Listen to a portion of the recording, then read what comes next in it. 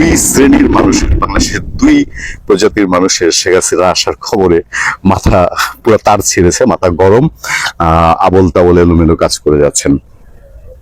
আমি সবসময় তো আপনাদের বলি, শেখ হাসিনার প্রত্যাবর্তন বা আওয়ামী লীগের প্রত্যাবর্তন, আওয়ামী লীগের পুনর্জাগরণ, এতে বিএনপির খুব বেশি কিছু আসে যায় না। বিএনপির শক্তি কম না। আমরা দেখি, আমরা ফিল করি, আমরা রাজনীতি নিয়ে কাজ করি, আমরা যখন কন্টেন্ট করি আমরা খেয়াল রাখি সাথে মানুষের রিয়াকশন গুলো আমরা দেখি। এমন হয়েও যায়নি, যেমন ধরেন 24-এ এসে আওয়ামী লীগের অবস্থা যেরকম নতজানু হয়ে গেছিল, মানে নাজুক হয়ে গেছিল, বিএনপির অবস্থা এখন তা হয়নি। বিএনপির কর্মীরাও চাঙ্গা আছে, বিএনপির লোকজনও চাঙ্গা আছে, বিএনপির নেতৃত্বও চাঙ্গা আছে। ফলে আওয়ামী লীগ আসলো, শেখ হাসিনা আসলো, তাতে বিএনপি খুব মাথা খারাপ অবস্থায় ছুটবে, আরে আমার গতি চলে যাচ্ছে, মসন চলে যাচ্ছে, এইটার বোধহয় এখনো সময় আসেনি। কিন্তু যে অংশটার মাথা খারাপ হয়েছে এটা হলো ওই জুলাই পরবর্তী পাপিষ্ট যারা, দেশকে যারা মেটিকুলাসলি আমেরিকার হাতে তুলে দিয়েছে, ধ্বংস করেছে, দুর্নীতি করেছে, মবের জনক হয়েছে, সেই অংশগুলোর মধ্যে আসিফ নজরুল এক পিস। আসিফ নজরুল আর আরেকটা গ্রুপ হচ্ছে প্রথম আলো। আমি একটু আপনাদেরকে ধারণা দিই। আসিফ নজরুল তার একমাত্র পুঁজি হলো আওয়ামী লীগ এবং ভারত বিরোধিতা। এই আওয়ামী লীগ এবং ভারত বিরোধিতা করলে পরেই তার অবস্থান থাকে, তার কথা বলার থাকে। আজকে যেরকম সে ফেসবুক পোস্ট দিয়েছে সেই শেখ হাসিনাকে নিয়ে, মানে তার কি মনে হয় যেন তর্স হচ্ছে না যে শেখ হাসিনা আসতেছে, আসিফ নজরুল বলে আসতেছে না কেন, বা ফেসবুক পোস্ট আমরা পুরোটা পড়েছি, পুরোটা পড়ে আমার কাছে মনে হয়েছে লিখতে গিয়ে আসিফ নজরুল সাহেবের গলা শুকাইছে। এমন ভাবে ইনায়া বিনায়া লিখছে, শেখ হাসিনা ডিসেম্বরে কেন আসবে, এখনই চলে আসুক, আইসা ফাঁসির দড়ি গলায় দিয়ে ঝুলা পড়ুক নিজে নিজে, এরকম একটা ব্যাপার সেবার আসিফ নজরুল লেখা। তো এই লোক কি করছে, সেখানেও ভারতের বিন্দাইছে, ওই লেখার মধ্যেও ভারতের কোনো না কোনো ভাবে ঢুকাইছে। সে 26 লাখ ভারতীয় বাংলাদেশে চাকরি করার কথা বলছিল, 2 বছর দেশটা অপশাসন প্রশাসনের হোতাদের মধ্যে একজন ছিল, সে কিন্তু ওই 26 লাখ ভারতীয় বাইর করতে পারে নাই। তার সরকারও বলেনি যে 26 লাখ এখানে আছে, এদেরকে বাইর করে দেবো বাংলাদেশ থেকে। তারপরে যত মব উস্কানি আছে সবগুলো সে দিছে। তারপরে অনিয়ম দুর্নীতির অভিযোগ তো আছেই, একটার পর একটা অনিয়ম দুর্নীতি অপশাসন, সেগুলো আসিফ নজরুলের তো ইয়ত্তা নেই। একদিন এগুলো বিচার হবে, এগুলো সব প্রকাশ্যে আসবে, নিশ্চিত ভাবে আসবে। এবং আসিফ নজরুল্লাহ সেই দিন পর্যন্ত বাংলাদেশে থাকবে কিনা এটা বিস্তর গবেষণার বিষয়। ফলে এই আসিফ নজরুলদের কর্মকাণ্ড নিয়ে আমি আর আপনাদেরকে কিছু নতুন করে জানতে চাই না, কিন্তু আসিফ নজরুলের গলা শুকিয়েছে, কোথায় শুকিয়েছে সেটা আমি আপনাদেরকে বলবো। প্রথম আলো সম্পর্কে আপনাদের ধারণা নেই। প্রথম আলো সম্পর্কে তো আমার ব্যক্তিগত অভিজ্ঞতা অনেকবার আপনাদেরকে শেয়ার করেছি যে তারা ইউনুসের অপকর্ম, ইউনুস শাহীর অপকর্ম এবং ইউনুসের পালা কিংস পার্টির অপকর্ম, সমন্বয়কদের অপকর্ম, মব দুর্নীতি অনিয়ম, এগুলোর বিরুদ্ধে প্রথম আলোর কলম ভোতা হয়েছে। প্রথম আলোর কলম এখনো সোচ্চার আওয়ামী লীগ নিয়ে। গতকালকেও তারা একটা দেখলাম লিখা লিখেছে যে যদি পালিয়ে যাবেন তাহলে এখন আসার জন্য এত ব্যস্ত হয়েছেন, মানে শেখ হাসিনাকে মিন করে। আমার পুরোটার মহিউদ্দিন সাহেবের লেখাটা পড়ার ইচ্ছা জাগে না, কারণ এটা ইন্টেনশনাল লেখা বোঝা যায়। আজকে একটা লেখা আছে, একটা নিউজ করেছে শেখ হাসিনার আশা কতটা বাস্তবসম্মত বা এরকম। সেই জায়গায় প্রথম আলো আবারও তার সেই বলতে পারেন তার রূপটা প্রকাশ করেছে। সে নিউজে কোন জায়গায় আপনি শুনেন না, প্রথম আলো যদি চায়, প্রথম আলো চাইলে দেশের বাইরে আওয়ামী লীগ নেতাদের বহুজনের ইন্টারভিউ করতে পারে। প্রথম আলো চাইলে দেশের ভেতরে আওয়ামী লীগের নাম বলে কথা বলবে, এরকম কারো কারো নাম এখনো জানা যায়, কথা বলা যায়, বলবে আওয়ামী লীগের পক্ষে।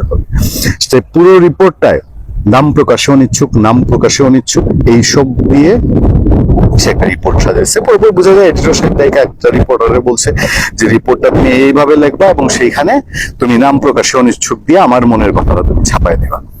এই হচ্ছে প্রথম আলো, যে ইউনুস আমলের অপশাসন লেখে নাই, সে এখন শেখ হাসিনার ফেরা নিয়ে নিশ্চিতভাবেই তটস্থ, এটা আর বলার অপেক্ষা রাখে না। আমি আসিফ নজরুলের পোস্টটা থেকে আপনাদেরকে প্রথমে 2টা লাইন একটু পড়ে শোনাই। স্বাগতম শেখ হাসিনা, কত বড় স্পর্ধা দেখেন। আসিফ নজরুল যে 5ই আগস্টের সবচেয়ে বড় অন্যায়কারীদের মধ্যে একজন বলে বাংলাদেশে তো অভিযুক্ত, সে তার তার তার পক্ষে কলম ধরা এখন কোন লোক পান? কেউ কি বলে যে আসিফ বাংলাদেশে এই আসিফ বলেছিল না, আমি যদি একবার ক্ষমতায় যাইতাম তাহলে দেশের মানুষের সেবায় আমি জীবনটাকে উৎসর্গ করিয়া দিতাম। একটা কেউ তো এখন লেখে না যে বাংলাদেশে 55 বছরের ইতিহাসে একজন আইনমন্ত্রী পেয়েছিলাম, সেই আসিফ নজরুল আইনের শাসনে দেশটাকে ভাসিয়ে দিয়ে গেছে। বাংলাদেশের আইন অঙ্গন, উচ্চ আদালত, নিম্ন আদালত সবকিছুকে তিনি একেবারে জনগণের হাতের কাছে এনে দিয়েছেন। সমস্ত অন্যায় অপরাধ, সমস্ত মামলা জট ছুটে গেছে। মানুষ কি বলে, আইনজ্ঞরা কি বলে, আইন অঙ্গনের লোকজনের সঙ্গে কথা বললে থু দেয়। তারা বলে যে আসিফ নজরুল সবচেয়ে পলিটিক্যাল মন্ত্রীরা না হয় খারাপ হয়, পলিটিক্যাল মন্ত্রীদের চেয়েও খারাপের চেয়ে খারাপ কাজ করে গেছে আসিফ নজরুল। এবার সে বলে স্বাগতম শেখ হাসিনা। অন্তর্বর্তী সরকারের সময় শেখ হাসিনাকে দেশে ফিরিয়ে আনার জন্য ভারত সরকারের কাছে আনুষ্ঠানিকভাবে অনুরোধ জানানো হয়েছিল। বর্তমান বিএনপি সরকারও একই উদ্যোগ নিয়েছে। ভাবখানা এরকম যে তারা উদ্যোগ নিয়েছিল, এই জন্য ভারত জি হুজুর বলে শেখ হাসিনা ফেরত দিয়ে দিতেছে। ওই উদ্যোগের ফল হিসাবে শেখ হাসিনা আসতেছে। আসুক শেখ হাসিনা, আসিফ নজরুল কই থাকে দেখা যাবে। সরকার বলছে তাকে আইনের আওতায় এনে বিচার করতে চায়। অন্যদিকে শেখ হাসিনাও দেশে ফেরার আগ্রহের কথা জানিয়েছেন। যদি সেটাই সত্য হয় তাহলে ডিসেম্বর পর্যন্ত অপেক্ষা কেন? শেখ হাসিনা, আপনি এখনই দেশে ফিরে আসুন। শেখ হাসিনা আসিফ নজরুলের আহ্বানে দেশে ফিরে আসবে, তাহলে তো শেখ হাসিনা হইতো। শেখ হাসিনা আসিফ নজরুলের মতো আর মানে কয়েক হাজার লক্ষ্যে তৈরি করতে পারে, সেটা হচ্ছে শেখ হাসিনা তো আসিফ নজরুলের কথায় দেশে আসে না। বাংলাদেশের জনগণের সামনে এবং আদালতের সামনে আপনার অনেক প্রশ্নের জবাব দেওয়ার আছে। কোন আদালত? আসিফ নজরুলের তৈরি করা আদালত। জুলাই গণ অভ্যুত্থানের সময় শত শত মানুষের প্রাণহানির দায় নিয়ে আপনার বক্তব্য কি? শেখ হাসিনা বক্তব্য দিয়েছে। আপনার শাসনামলে বিডিআর হত্যাকাণ্ড, শাপলা চত্বর হত্যাকাণ্ড, বিচার বহির্ভূত হত্যাকাণ্ড, গুম, আয়নাঘর, ব্যাপক দুর্নীতি ও অর্থ পাচারের অভিযোগ, এসব বিষয়ে আপনার ব্যাখ্যা কি? কেন দীর্ঘ সময় ধরে দেশের জনগণ ভোটাধিকার থেকে বঞ্চিত ছিল? কেন আমরা ভারতের আজ্ঞাবহ রাষ্ট্রে পরিণত হয়েছিল? বললাম না, ভারতের একটা খুঁচা না দিলে এর ঘুম হয় না, এর পেটের ভাত হজম হয় না। ভারতের আমরা আজ্ঞাবহ রাষ্ট্র হয়েছিলাম, কিভাবে হয়েছিলাম আজকে পর্যন্ত কোনো বিশেষজ্ঞ এটা বুঝাই দিতে পারলো না। শেখ হাসিনা ভারত থেকে নিয়েছেন বেশি নাকি ভারতকে দিয়েছেন বেশি? ভারতে শুধু তিনি শান্তি দিয়েছেন, অস্ত্র দেন নাই। ভারতের বিচ্ছিন্নতাবাদী অস্ত্র তুলে দেন নাই। এর বাইরে সমস্ত চুক্তি বাংলাদেশের পক্ষে হয়েছে। তারপরেও আসিফ নজরুলের খোঁচা দেওয়া বাকি থাকলো না। এসব প্রশ্নের উত্তর ইতিহাসও খুঁজবে, আদালতও শুনতে চাইবে।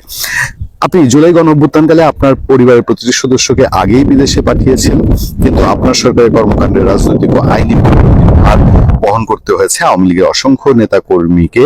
তাদের অনেকেই আজও বিভিন্ন মামলার মুখোমুখি বা অনিশ্চয়তার মধ্যে রয়েছে। আওয়ামী লীগের নেতা কর্মীদের জন্য কি মায়া কান্না আসিফ নজরুলের। তার হাত দিয়ে কত লক্ষ আওয়ামী লীগের পরিবার, আওয়ামী লীগের নিষ্পাপ মানুষ, আওয়ামী লীগের অন্যায় না করা মানুষ এবং পরিবার তছনছ হয়েছে। অহেতুক মামলায় পড়ে জামিন না পেয়ে জীবন তছনছ হয়েছে। এর উত্তর আসিফ নজরুল কোনদিন দিতে পারবে বলে আমার মনে হয় না। তাই যদি সত্যিই দেশে ফেরার সিদ্ধান্ত নিয়ে থাকেন তাহলে আর বিলম্ব করবেন না, ফিরে আসুন, আইনের মুখোমুখি হন এবং আদালতে আপনার অবস্থান তুলে ধরুন। আর যদি দেশে ফেরার বাস্তব পরিকল্পনা না থাকে তাহলে বারবার ফেরার ঘোষণা দিয়ে নিজের দলের সাধারণ নেতা কর্মীদের বিভ্রান্ত বা অপ্রয়োজনীয় ঝুঁকির মধ্যে ফেলবেন না। তো আসিফ নজরুল শেখ হাসিনাকে তাগাদা দিচ্ছে শেখ হাসিনা তাড়াতাড়ি ফেরার জন্য।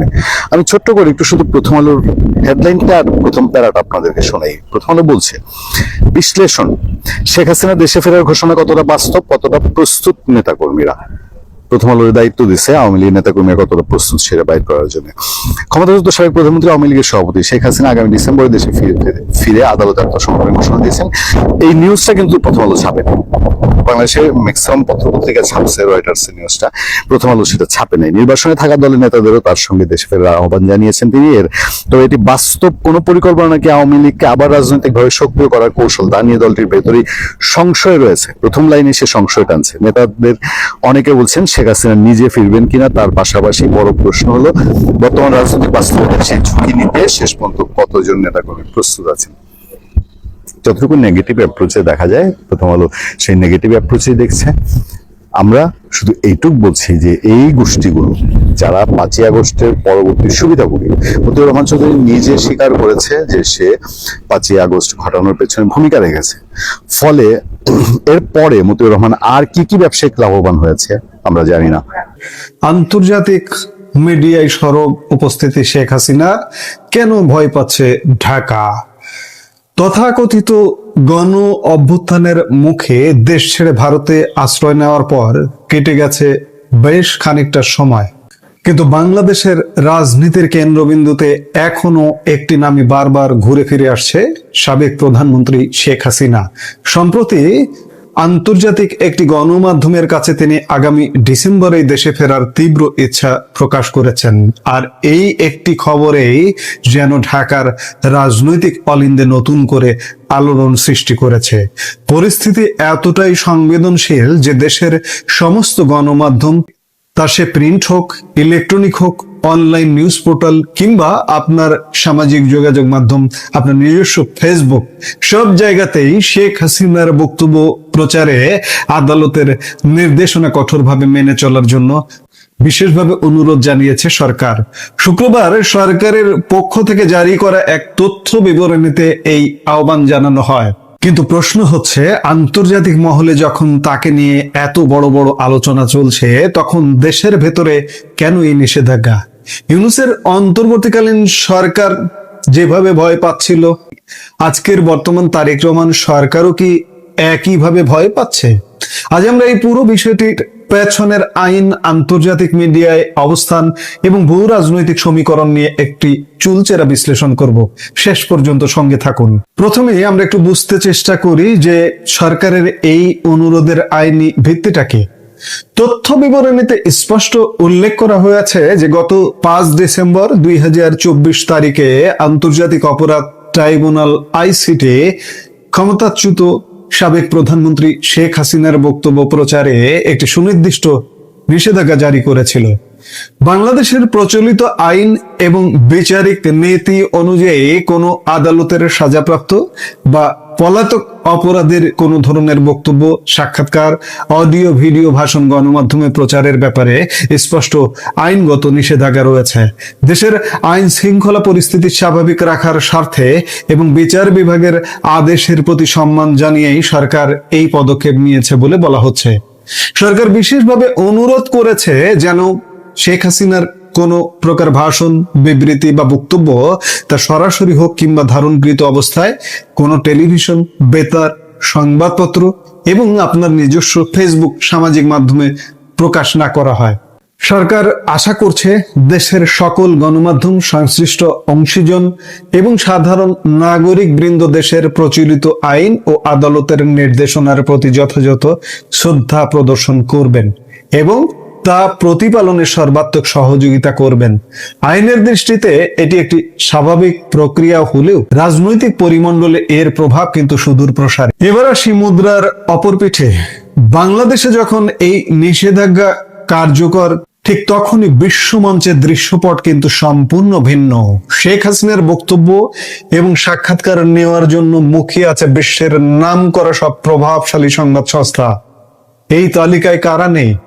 The Guardian, Reuters, New York Times, Sunday Times, BBC World Service, AP, Times of India, NDTV, Gulf News, ITV, British popular daily, the independent.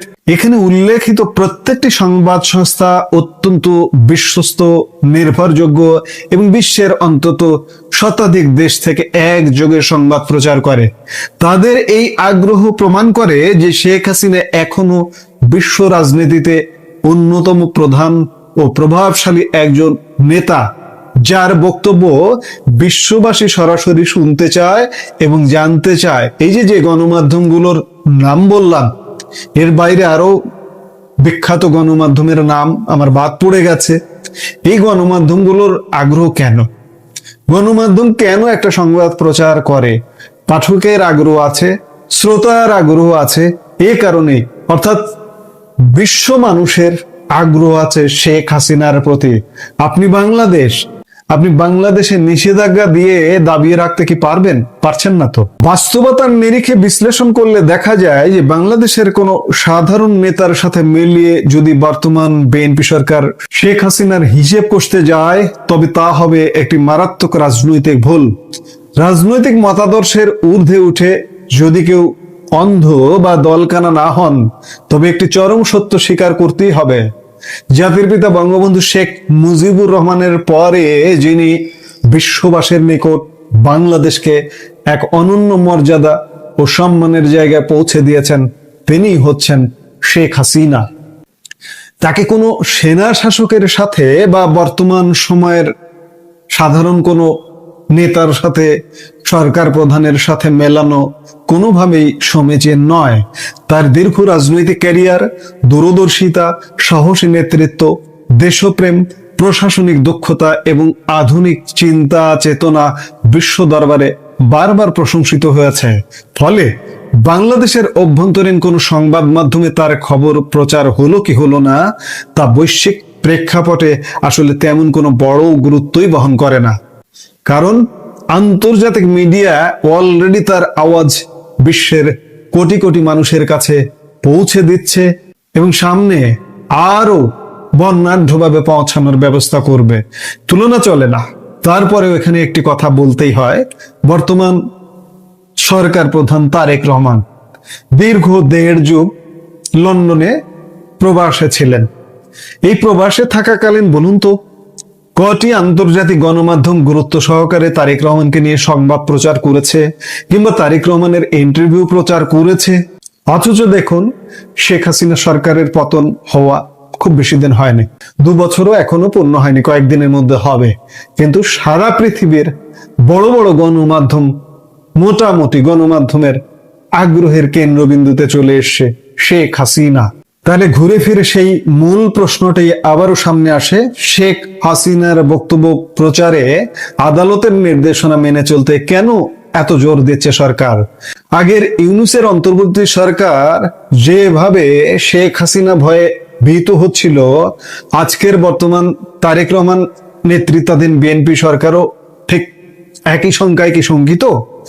বিশ্লেষকরা বলছেন এর পেছনে রয়েছে 2টি বড় কারণ। প্রথমত, আন্তর্জাতিক মিডিয়ায় শেখ হাসিনার নিয়মিত উপস্থিতি এবং ডিসেম্বরে দেশে ফেরার ঘোষণা বর্তমান সরকারের রাজনৈতিক স্থিতিশীলতার জন্য একটি বড় মনস্তাত্ত্বিক চাপ এবং রীতিমতো চ্যালেঞ্জে ফেলে দিয়েছে। দ্বিতীয়ত, শেখ হাসিনার রাজনৈতিক ক্যারিশমা এবং জনসমর্থনের যে ভিত্তি, তা যে কোনো সময় দেশের ভেতরের রাজনৈতিক সমীকরণকে ওলটপালট করে দিতে পারে। আর এই আশঙ্কা হয়তো বর্তমান নীতি প্রণেতাদের তাড়া করে বেড়াচ্ছে। আর সেই কারণেই আইনি ঢাল ব্যবহার করে দেশের ভেতরে তার কণ্ঠকে জনসম্মুখ থেকে দূরে রাখার এই অপপ্রয়াস। এই ভিডিওর শেষে আমরা বলতে চাই যে দেশের ভেতরে আইন আর বৈশ্বিক ভূ রাজনীতির বাস্তবতা আজ সম্পূর্ণ 2টি ভিন্ন মেরুতে অবস্থান করছে। একদিকে রয়েছে আদালতের আইনি নিষেধাজ্ঞা, অন্যদিকে রয়েছে আন্তর্জাতিক গণমাধ্যমের তীব্র আগ্রহ। শেখ হাসিনার এই দূরদর্শী ও সাহসী নেতৃত্বের প্রভাব আগামী দিনে বাংলাদেশের রাজনীতিকে কোন দিকে নিয়ে যায়, সেটাই এখন দেখার বিষয়। এই মুহূর্তের ভিডিও থেকে বিদায় নিতে চাইছি। দেখা হবে পরবর্তী ভিডিওতে। সে পর্যন্ত ভালো থাকুন।